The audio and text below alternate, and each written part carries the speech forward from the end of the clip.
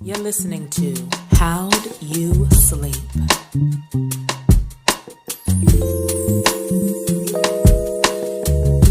How'd you sleep, baby? How'd you sleep, baby? Fussing or addressing? Good morning, good morning. Oh, good morning, yeah, yeah. Good morning, good morning, yeah. Woo. Oh, yeah.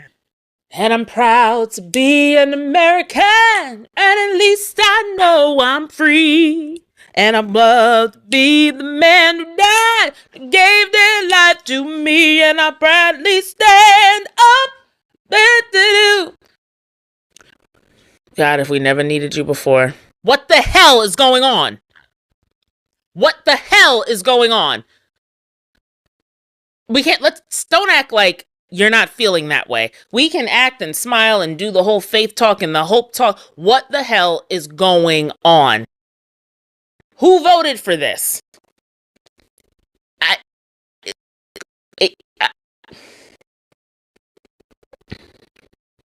not going to plague my podcast with the downtrodden news. Just turn on, I don't even know what channel can I tell you to turn on. Follow Joy Reid. All right. Yeah. If you're cool with me and my thought process, follow Joy Reid. She breaks it down. Or watch The View. Because I don't know what news channels now, because everybody's being bought and sold. Who do we trust? I feel like the Grinch, and he's like, it came without ribbons. It came without toys. It came without boxes and bows, and and I'm just flabbergasted, disgusted, abhorred, in disbelief. Again, I never realized that as a nation we were so close to this level of instability, excuse me, that one human being can shake, rattle, and destroy, or attempt to destroy, hundreds of years of what's been in place. Hundreds of years of structure. We've only been seeing a little bit of the sunshine for a few decades, not even a century. So, I mean, I would say just don't even get me started. Who voted for this?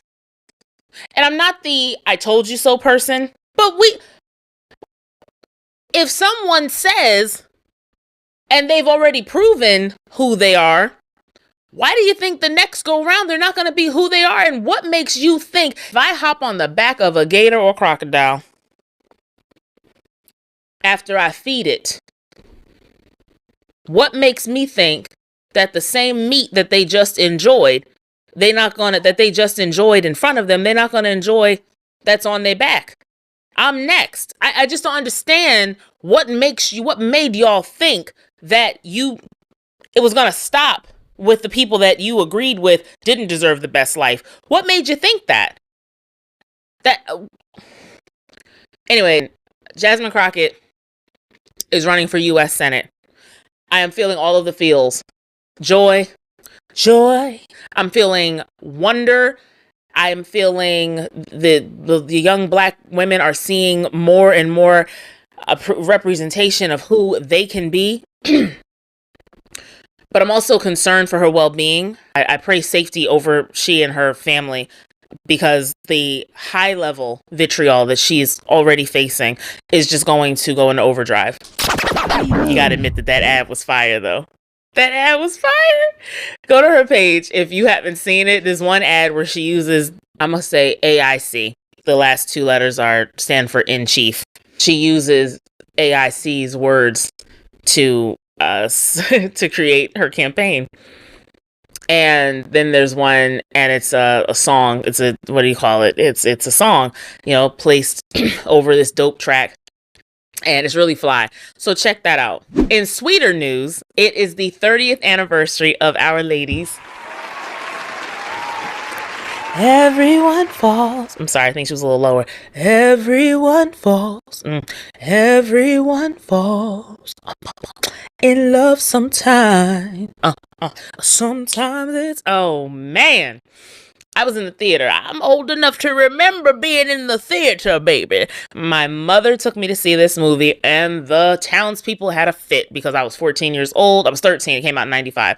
I was 13, and I was too young to see this movie. Well, my Whitney obsession was through the roof. And everybody was going to see this movie. And I already couldn't watch what everybody else could watch because I had super protective parents. Thank God they opened themselves to allow me to see Waiting to Exhale. I had to see that movie.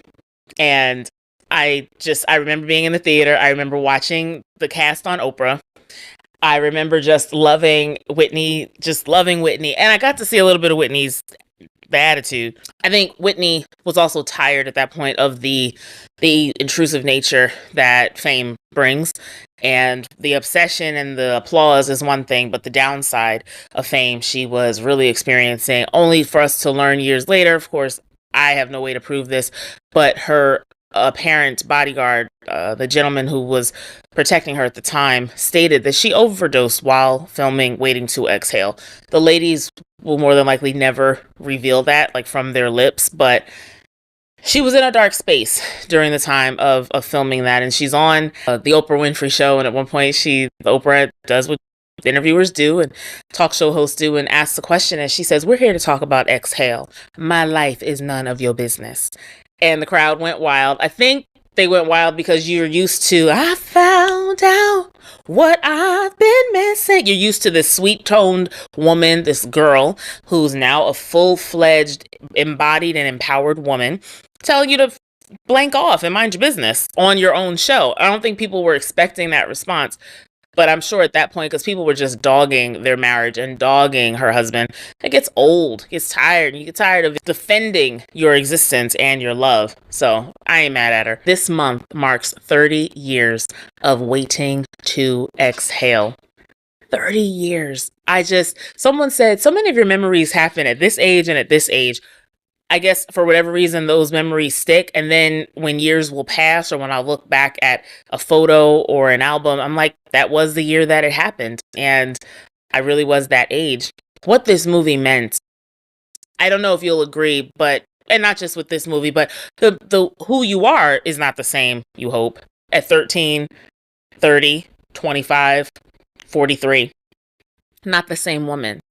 Parts of me are still waiting to exhale, and other parts of me have absolutely let the unnecessary things go. Once you reach that place, I've mentioned this before, once you reach that place, it's a glorious feeling, and you're able to just live in the freedom of your being. The movie, it never gets old. The script never gets old, even knowing it. You know what's going to happen next. You know, line by line, scene by scene, and it never gets old. And you have to watch it, and everybody has to be quiet as if you're watching it for the first time. It's just a wonderful piece of art. Terry McMillan was so on point. I've read a portion of the book on this show, and it's just seeing what it did for the culture. It did for the culture what I'd like to do with this podcast. It acknowledged the existence of this level of Black woman. All right, we got a little visitor today. All right, here's my main man. Yeah, this is not going to last long, but for a moment, he just wants to be in my arms. It allowed us to be seen. It showed the world a side of Black women that, as Black women and as Black men, we knew existed, but the world didn't allow to be shown. We limited the joy of Black women to their sorrow over their men, their sorrow over their sons, their husbands. And you got to see the upper echelon of Black life, the dreams coming true. Some of them, the lives that all four of them lived, just the real estate alone, the financial access, the open doors due to financial access. You got to dream of a life like that. Or, when you, as a child, and then as an adult, you get to realize, you get to revel in the I have the freedom of Savannah, because Savannah's life looked pretty sweet outside of not having a man. But she had it going on with her career. Robin had it going on with her career. Gloria, I don't know what Gloria's career was, but the house was on fire. So whatever it was, all the times that I've seen the movie, I don't know what she did. Like she's a hairdresser. She was a hairdresser. So everybody had, and then Bernadine had a master's degree in business, and all she was his secretary and his computer. So there was one more thing. It was a list of three things: his secretary, his office manager, and his computer.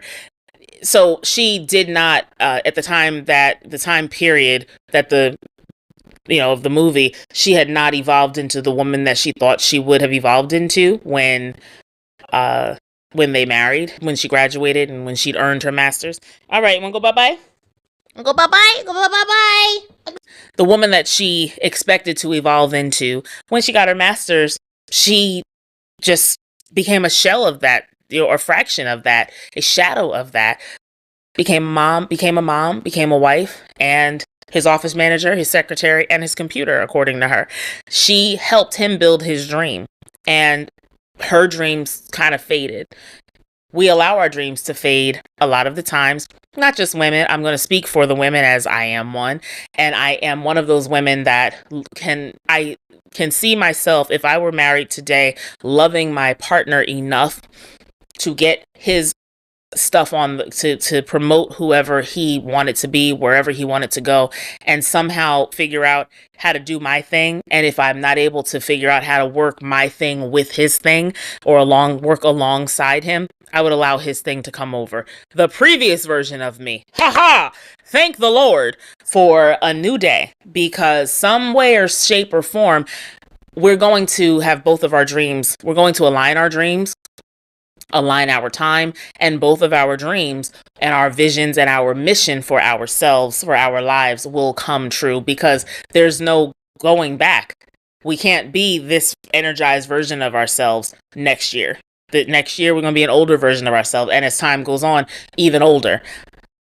So I can't allow time to pass supporting someone else's dream and then going back into that same time period to support my own. Doesn't work like that. We know it doesn't work like that. And Bernadine did that. She let go of a piece of herself to support not her lover, not her boyfriend, but her man, her husband, her partner in life. And we see how it turned out. They ended up not being partners for life, but she got paid in the end. But all that heartbreak, it's cool. I love that moment where she receives the judge just lists everything that she gets. And that's a beauty mark on a really damaged, mangled situation, as divorce can be.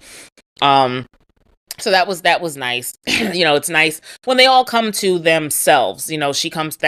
She wins in the courtroom, and Layla Rashawn's character, oh Lord, I can't remember. I just remember my sisters are really good at remembering the characters' names. Oh, Robin and Savannah both were dating married men, and they both came to themselves by the end of the movie. None of them, the bag wasn't messed with. All of them had a bag. So no bags were disturbed in the filming of this movie. But they both came to themselves and recognized what was being accepted was not the way, was not the beat. And in addition to it just not being the beat, being with some other woman's man, it's also not the beat to be putting yourself second in a space that you'll never be first.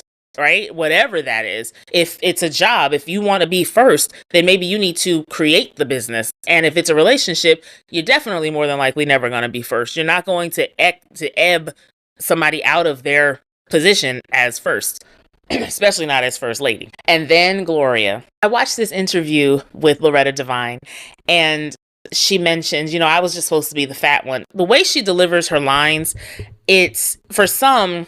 And I notice when I talk about myself in that, whether I'm discussing my hairline that looks like it's receding, I was just born like that, with that type of a hairline, or I'm talking about my waist.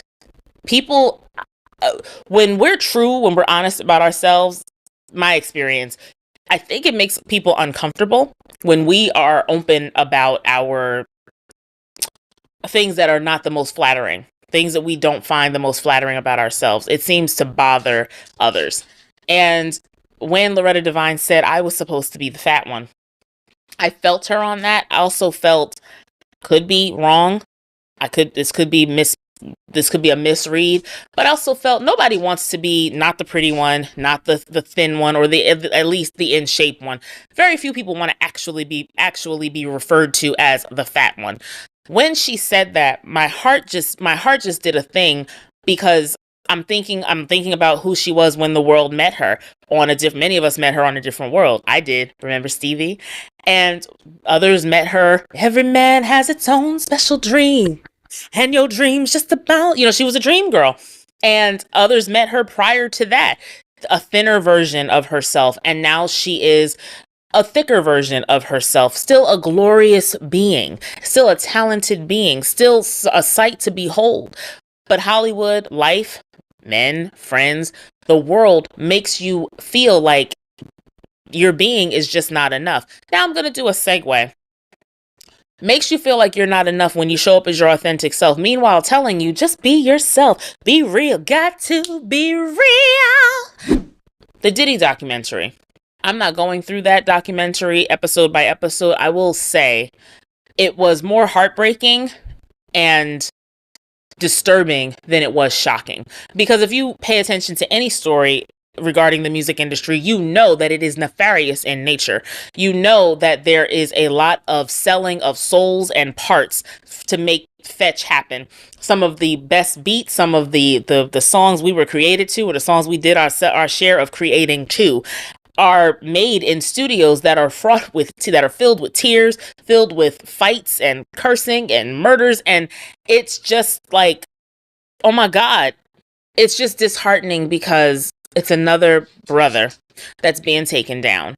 It's another brother that had a great idea who changed. We saw the power of money shift who he was, or bring out the worst part of him that exists. We all have a light and a dark side within us, and it seems like the darkness won and consumed him. The saddest part, and I apologize if this is a spoiler, go check it out, it's on Netflix. The saddest part for me, outside of the obviously horrific parts, was seeing two of his sons in various videos. And those were when they knew that they were being filmed. For you to have your sons in hotel rooms, just the snippet of the film that they were in, it just makes one wonder, what other parts of your life did they have access to? And is this going to be the next generation? Because it seems like we learn about where he came from. So we learn about dad, and we learn about, most of us already, especially if you were fans or you grew up in the 90s, you kind of knew a little bit about his history, his backstory. And then there's people that he was imitating or emulating. And it's almost like he learned things from his mentor and then ate the teacher. Like, I don't need you as a teacher anymore. And you are, now I've moved on and I'm superseding the teacher. That part of the story, it tends to happen. It made me think of Steve Jobs, creating something and then being fired from the thing that he created. Or something eating its own maker. Like, you brought me into this world and now I'm taking you out. The segue into this is being yourself and sweeping things under the rug. So the sweep, when we look at Waiting to Exhale, we sweep things under the rug. We sweep the truth of these characters. We sweep the truth of the relatability of these characters to our lives under the rug because we don't want to face it. When I looked at the Diddy documentary, I thought about how many women, how many men, how many humans have these stories that will never be aired. They will never see the light of day. They go on through life living with corroded insides and corroded emotions because they have been forced to eat their situation, to sweep it under the rug, to act like it never happened, and don't tell the story. Eat it, lock it, throw away the key. Dinner is served. Back to Waiting to Exhale. We're told that our situation, the way that it's framed is like most movies, and then I'm going to end it. I'm going to close the waiting to exhale topic. We have our situations. Life was not great just because Robin recognized her value and decided to let go of the man and have his baby. Because then what happens once the baby gets here? Now she's a single mom. Do they remain friends? Does he come back into the picture? Does the wife find out? Is there a custody hearing? There's all these other things, right? Because right now she's sweeping pieces of her under the rug. She didn't deal with it. She slammed the door in his face, but there's a burgeoning belly that has a full story, and at one point or another is going to have to be explained and dealt with. You have Savannah, wonderful, shoves the glass, pours the drink on him. They're done. Is she lonely?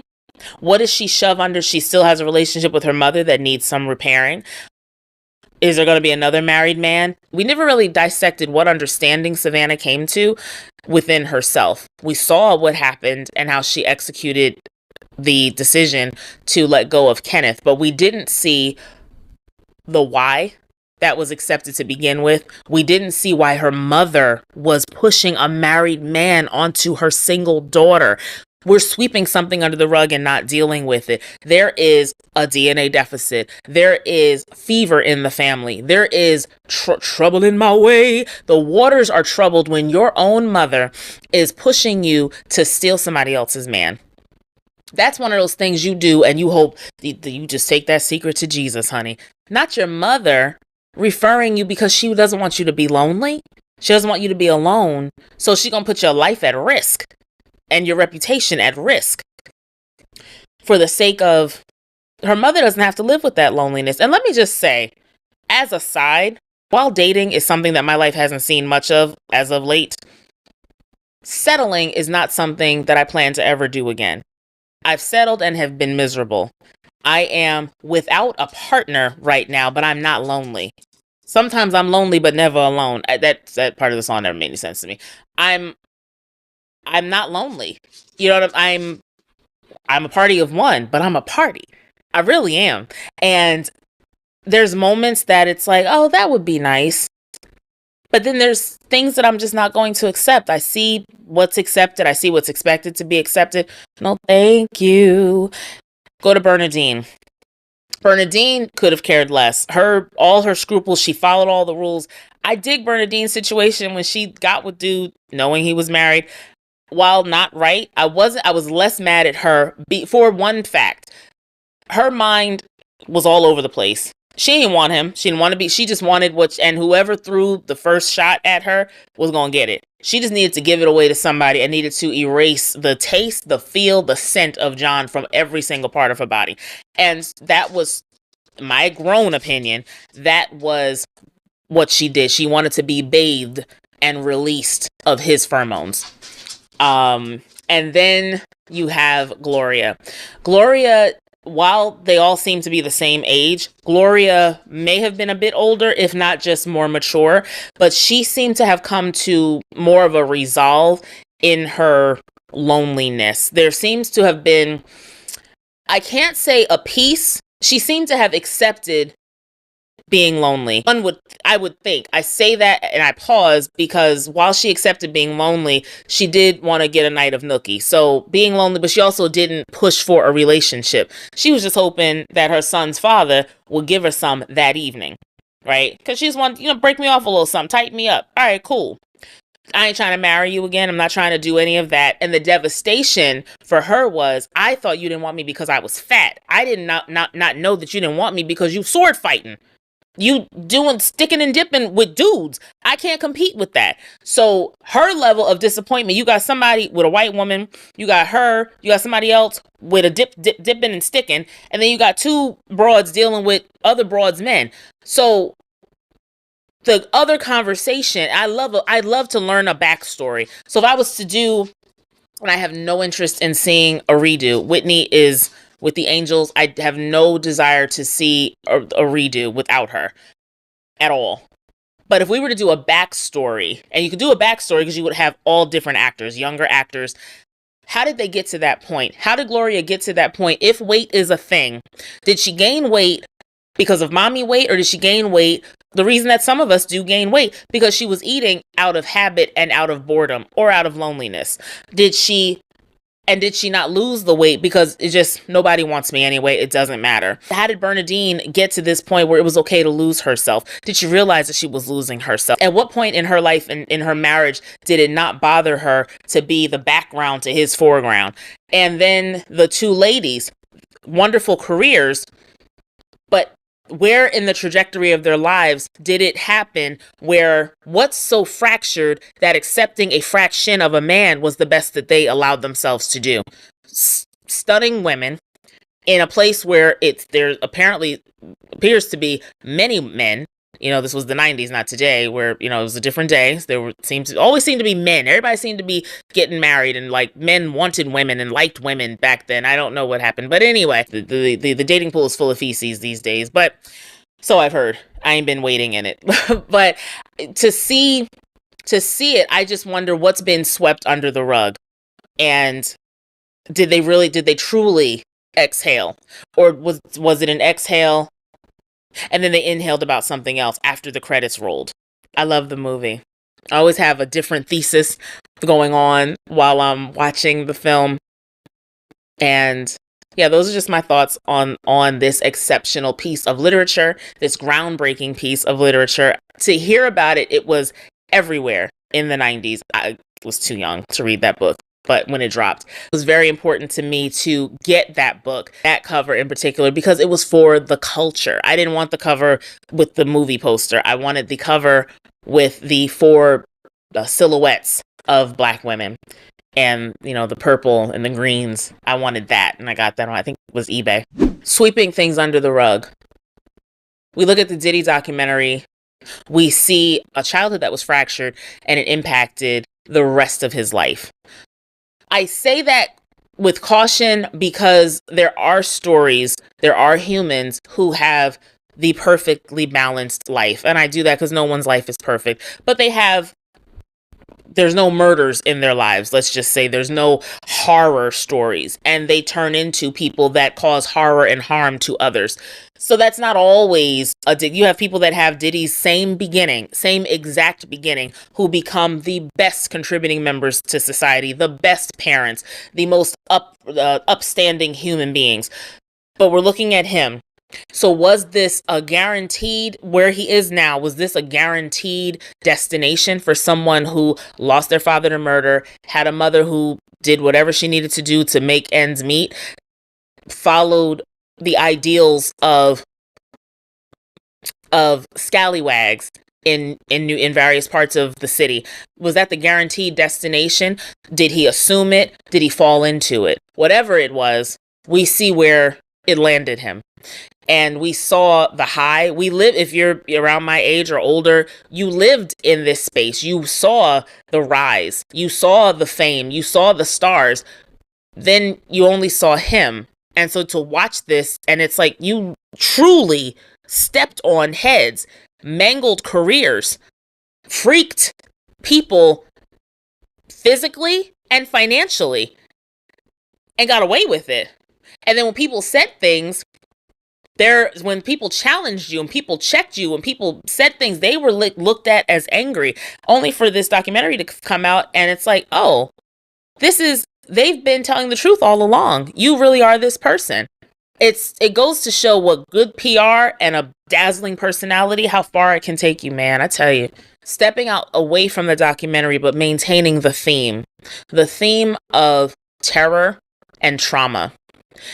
If I am someone who is dealing with a level of trauma, do I deal with my level of trauma by dealing with it, by excavating, by going to therapy, by facing my internal demons?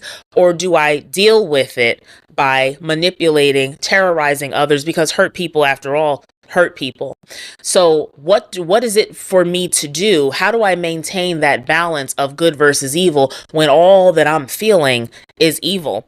How do I go from hiding from these feelings of despair and facing a turmoil that I don't want to acknowledge even exists?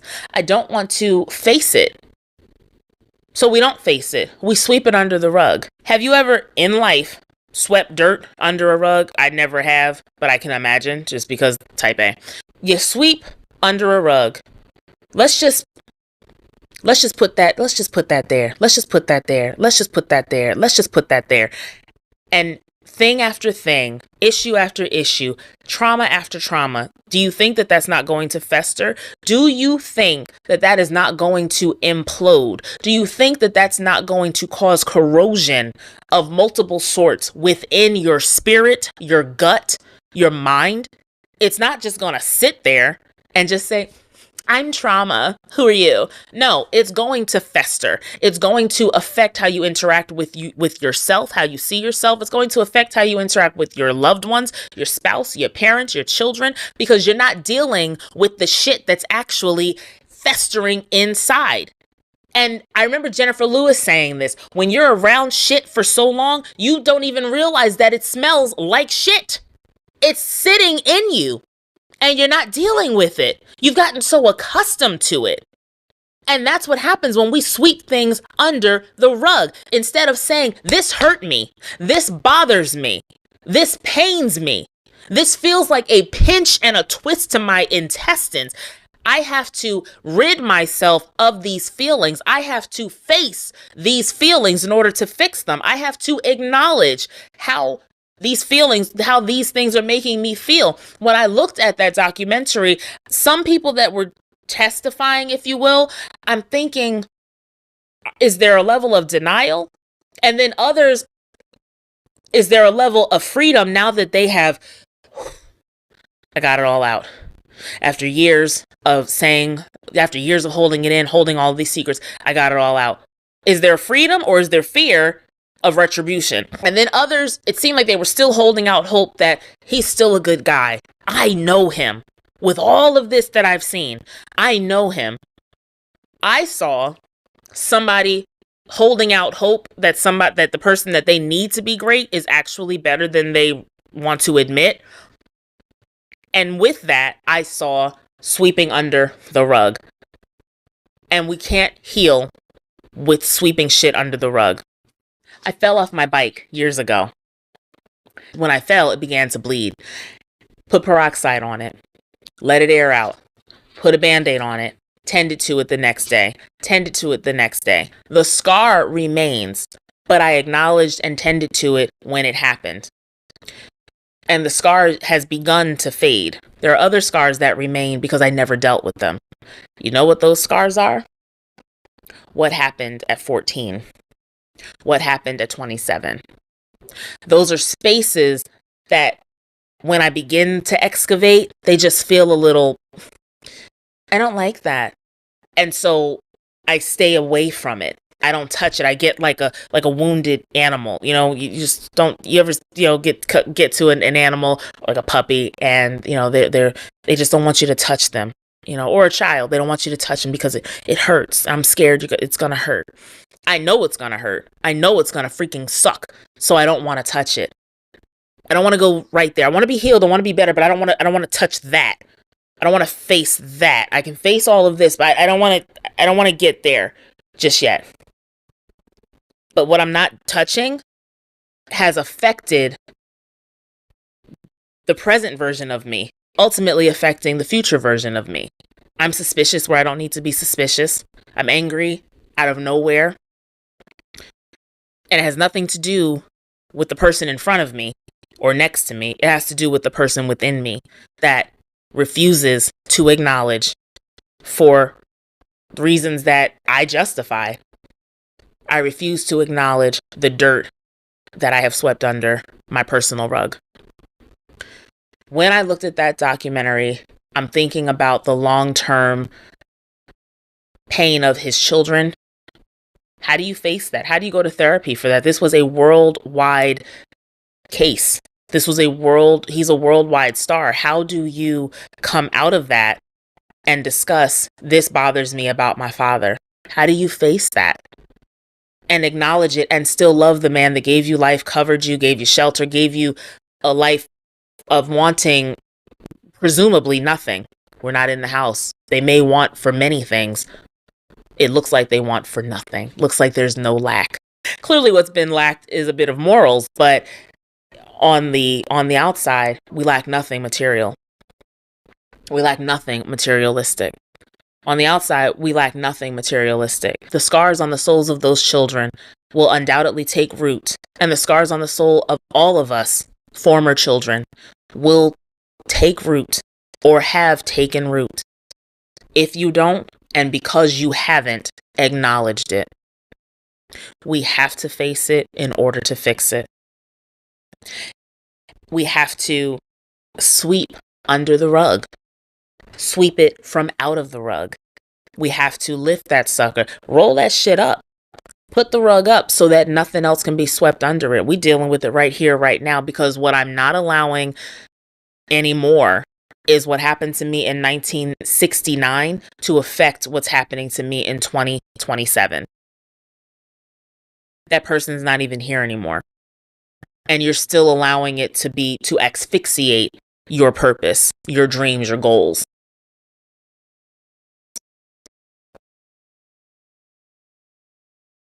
I looked at that and I thought about these people. I'm a singer, right? Like, this is what I've wanted to do. This is what I have gone out for auditions, and the dreams have been deferred and opportunity. And when I would take a job, I'm just like, okay, well, I need a job, because I need insurance, and I have to have a job that I can audition for. So I never got I never pursued a real career in anything other than entertainment. But I also never auditioned for making the band. I auditioned for The Voice twice, but I never auditioned for making the band, something like that.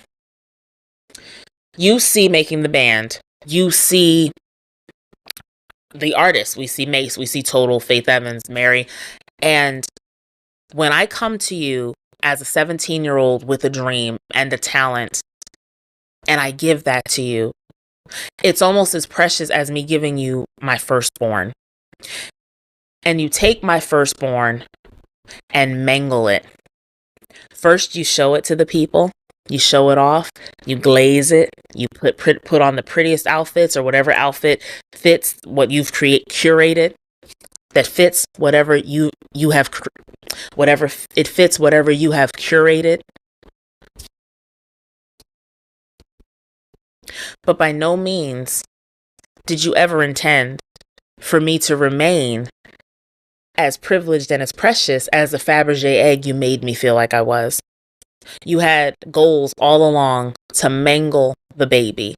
You had goals all along to stomp on my dreams. You didn't care that my dreams didn't last.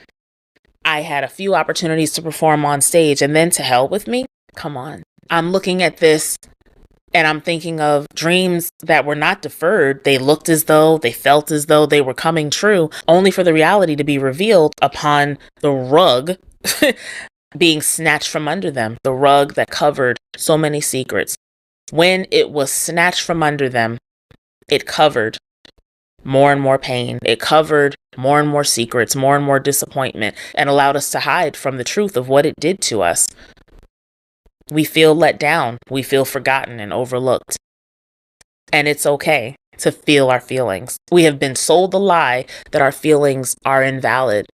Sweeping it under the rug satisfies the villain and always kills the recipient. It might not kill you literally, but it can fracture purpose. I don't believe your purpose is killed, but it can be fractured. It can absolutely be delayed. And they are just laughing all the way to the bank. They're just laughing as they pull up their pants. They're just laughing as they move on to the next unsuspecting victim. And you better not say nothing. I never just watch something for the sake of watching it. It is who I am. It's annoyed people for years. So I don't share my thoughts while watching anymore. When it's over, even when the credits roll, I just tend to keep my opinions to myself. But when I looked at it, I said, these are a fraction of the stories.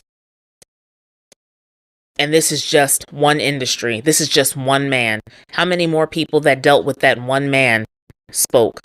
You look at other documentaries of other men in power who took advantage of people who just wanted an opportunity to be their true selves. Their true selves is an artist with talent. and you broke it.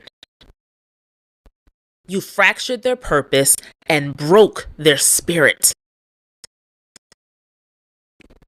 For what gain? And you do that to person after person. It's never enough. To what end? There was no, I mean, in most documentaries, there's typically not a happy ending, especially because you already know you're at the end of the story, which is why the documentary, in real life, you're at the end of the story. So there's no, you already know where it's landing. I just hope that for all of us, every single one of us, whose stories are different, whose dirt and whose rug looks and smells and feels completely different, I hope that each of us takes the time to lift the rug and sweep from under. And if necessary, roll that sucker up so that it can never again harbor or hide any future pain. You are worth the exhale. You are worth the excavation. It ain't gonna be easy, but it's necessary. I'm gonna get back to the book. Hold on. I'm going all the way to the end of the book. Well, buy one, Bernadine said. Seriously, Robin, how's everything going? Everything's fine, girl. I'm sick as a dog, though. Eating crackers like it's going out of style. How's your mother? She's doing good. Got me down here making quilts again. Good. Keep your ass out of trouble. Any word from Russell? Yeah. You want to hear what that bastard said? What? He said, how's he to know this baby's his? No, he didn't. Girl, I'm not thinking about Russell. Well, F him, Bernadine said. Me, Gloria, and Savannah will help you do everything but breastfeed the little rugrat when it's born. And for your information, when you get closer to your due date, I'm giving you the biggest baby shower in history. Now get your pregnant ass in the car and drive me up here tomorrow. And don't forget to wear a hat. What's with the hats, Bernie? Because we're stepping out, that's why. And it's time, Bernadine said again. And speaking of time, have your black ass at my house on time. 7 o'clock sharp, Robin. No bullshit. I will, she said. Bye, you rich bitch. Bernadine was still laughing when she called Gloria. By now, of course, Savannah had already called and told her Bernadine's news. Savannah's got a big mouth, Bernadine said. So, Glo, tell me, do you need any extra cash for Tariq? Nope, Gloria said. We've got everything under control.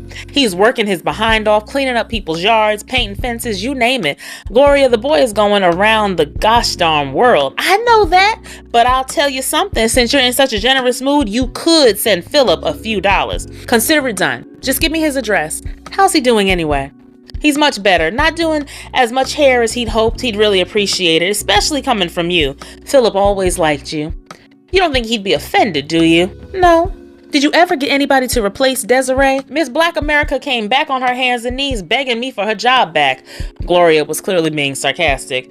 Did you slap her for old time's sake? No, Gloria said, laughing. I told her to go ahead and set up her station, whip that hair out of her plastic bag and get busy. As long as we don't say too much to each other, we will get along fine. You sure you don't need anything, Gloria? I've got everything I need. Meaning what? Well, me and Marvin's got a thing going on, Gloria said, and was actually giggling. You mean to tell me you finally did the nasty? Bernadine said. No, we haven't done the nasty yet, Gloria said. I'm still recuperating, girl. But he did kiss me. Kissed you? Bernadine moaned. Yeah, a kiss is worth a whole lot. He's being so good to me. Ain't nothing in this house broke anymore. When I'm finally recovered, don't worry. We'll do the nasty, and I'll call you up while we're doing it to let you know how it's going. How's that? Screw you, Gloria. You ought to stop saying that word so much. It doesn't become you. Screw you, Gloria. Do you think you could possibly squeeze me in tomorrow? I need to get my hair done bad. Maybe get some of those acrylic nails too. Wait, never mind. I'm wearing a hat. Shit, and forget about the nails. I won't be needing anybody's long fingernails for what I'm about to do, she said. Which is what? You'll see soon enough, she said. Don't forget, Gloria, wear a hat. You're a church-going woman, so I know you've got a closet full. Just don't come out looking like Sister Monroe. Screw you, Bernie. After she hung up, Bernadine knew her girlfriends were just as elated about her settlement as she was. She could hear it in their voices. Hell, they'd been waiting as long as she had. Now it seemed as if they'd all won the lottery. And as far as Bernadine was concerned, they had. She looked at the control sheet spread out on her desk, then glanced down at the adding machine. Bernadine was trying to remember where she'd left off. It was damn near impossible. She couldn't wait to get home to tell the kids, but what would she tell them? She hadn't figured that out yet. Bernadine was trying to remember where she'd left off. It was damn near impossible. She couldn't wait to get home to tell the kids, but what would she tell them? She hadn't figured that out yet, and then a light went on in her head. She'd tell them that their daddy wanted to be extra nice, so he gave her a little extra money. Out of habit, Bernadine reached for a cigarette, then she shook her head. She inhaled deeply, then slowly exhaled. Now that she thought about it, Bernadine herself owned only one decent hat. She'd stop by the mall on the way home, after she picked up the kids. No, she wouldn't do that. She'd promised she'd take them to see Home Alone tonight. She'd broken enough promises. The hat she had would have to do. Bernadine sat there a few more minutes, drumming a pencil on her desk. She was thinking about all this. She could definitely quit this damn job, but not until after the first of the year. If she quit now, she'd leave them in a bind. That wouldn't be right. Like Robin always said, good karma was a good thing to have. She'd finally been able to spend more time with her kids, which made Bernadine smile. She'd be the first mother there after school every single day. She'd sit in her Cherokee listening to George Winston long before that bell rang. No more rushing in rush hour. No more leaving at dawn, getting home when it was dark. She also wouldn't have to worry about selling the house now, but Bernadine wasn't taking that sucker off the market. She'd drop the price, and she'd send a nice check to the United Negro College Fund, something she'd always wanted to do.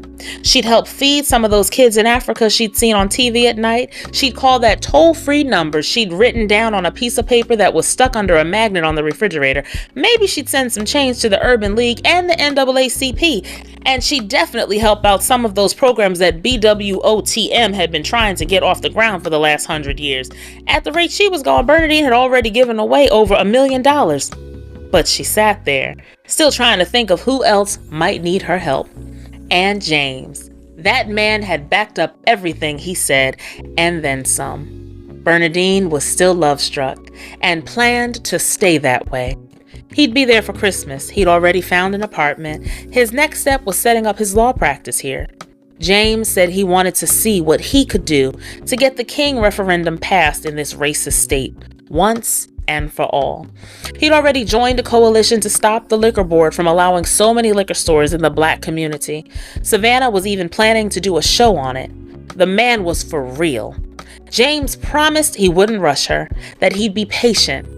But now Bernadine wanted to be rushed. She wanted to get this show on the road. Hell, she had her life back.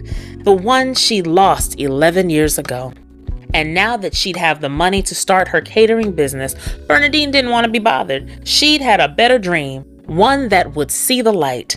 Since these white folks were making a fortune selling these damn chocolate chip cookies, she'd open up her own little shop, sell nothing but sweets, the kind black folks ate: blackberry cobbler, peach cobbler, sweet potato pie, bread pudding, banana pudding, rice pudding, lemon meringue pie, and pound cake. She put it in the biggest mall in Scottsdale, serving the finest gourmet where she could find cappuccino and all those other ridiculous coffees everybody couldn't live without these days. She already had the name picked: Bernadine's Sweet Tooth. That sounded good. Yeah, she thought, it's got a real nice ring to it.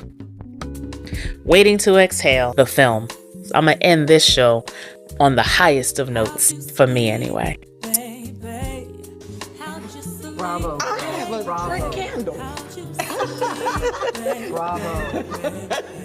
Congrats. Congrats. Bravo. Well done. And to Whitney. And to Whitney. To Whitney. Baby, how just a little